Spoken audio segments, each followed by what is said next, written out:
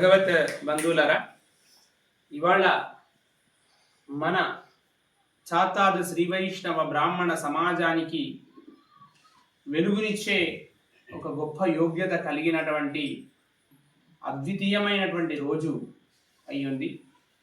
మన పాఠశాలను ఆరంభం చేసుకోవడమే కాదు, చాతాద శ్రీ వైష్ణవ బ్రాహ్మణ సమాజాన్ని తిరిగి మహోన్నతి వైపు నడిపించడానికి, సాంస్కృతిక పదంలో ముందుకు తీసుకువెళ్ళేటువంటి ఒక గొప్ప ప్రక్రియను ఆరంభించడానికి మరి ఈ మహోద్యమం ఆరంభమైంది.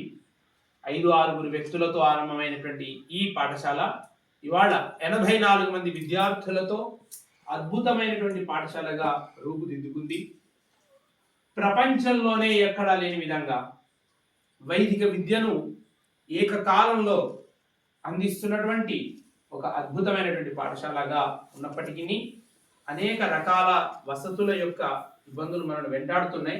ఎందుకంటే ఇంకా వచ్చేయడానికి చాలా ఎక్కువ మంది ఉన్నారు. 40-50 మంది అభ్యర్థనలు పెట్టుకొని ఉన్నారు ఇప్పటికే.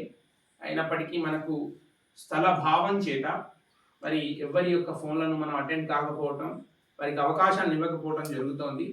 భవిష్యత్తులో ఈ పాఠశాల 500 మంది విద్యార్థులతో విలసిల్లుతుంది తప్పకుండా.